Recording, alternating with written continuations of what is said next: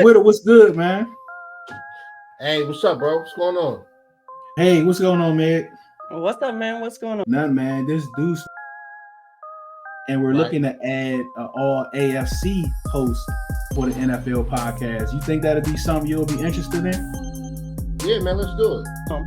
Nothing. Look, I know you've been crazy busy. I've seen you, like, your bio has like 15 hashes with different stuff that you're doing. Hey, Morning, you think you'll be interested in that? I'm so happy y'all thought of me. Look at y'all. You know what? Let's do it. Yeah, man. I had Meg from the Colts fan. All right, are you familiar with Whittle? Yeah, I know Whittle. Sounds like a plan. Yeah, that'll work. Yeah, definitely, man. I'd love to work with her again. Schedule our first initial meeting a couple Mondays from now, and then we can get ready to rock on September 9th. That sounds good to you all? Are we live? Let's go! Let's go! Come on! Let's go! Let's go! Oh!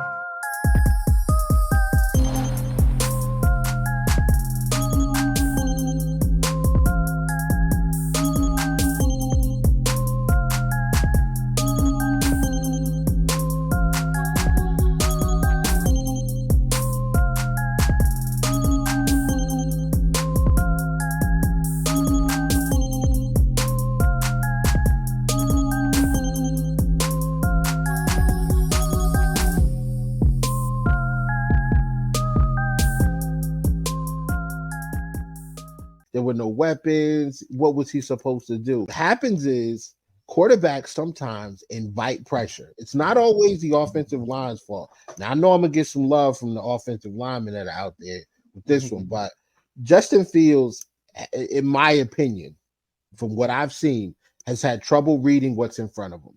He has trouble throwing with anticipation, and he has a terrible pocket presence. And this comes, in my opinion, this is a byproduct of going to a school like Alabama or a school like Ohio State, where you're playing with the best of the best every single week, and you're not necessarily every week going up against NFL talent. So those skills that you need to develop, like let's say if you, I don't know, maybe if you went to Wyoming and you played against some guys and you didn't really have a lot of talent, shameless plug there on Joshua Patrick Allen, but just say you didn't have all of that. He's got to be able to put the team on his back and go out there and ball. And for Jordan Love, this is also the same sort of expectations, because the Packers and the Jordan Love situation is interesting. It's basically the equivalent of like, hey, I got a really solid friends group, and like we've been hanging out for years, and all of a sudden I didn't tell them that I wanted to add a new friend to the group. I just brought the friend.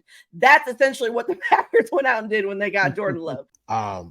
But the underlying questions that were never answered was that Miami Dolphins offensive line and their commitment to the running backs. And I don't think that they address either of those. And then when you go to the other side of the football, on the defensive side, it was a solid defensive tackle. Like, you need a big guy that's going to just eat blocks and allow a guy like Christian Wilkins to work one-on-one. And I believe that is what's missing, where his sack production could really take off. And they never addressed that either. And I'll tell you why. So here's the thing.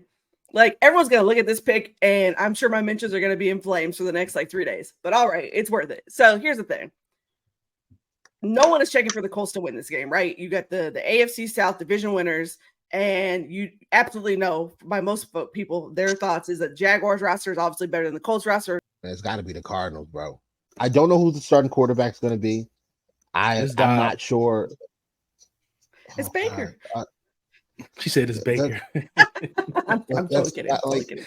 Yeah, like it's just the roster stinks, and they're going up against a team that needs a signature win to kind of raise some eyebrows. Like I like what the Commanders have on both sides of the football.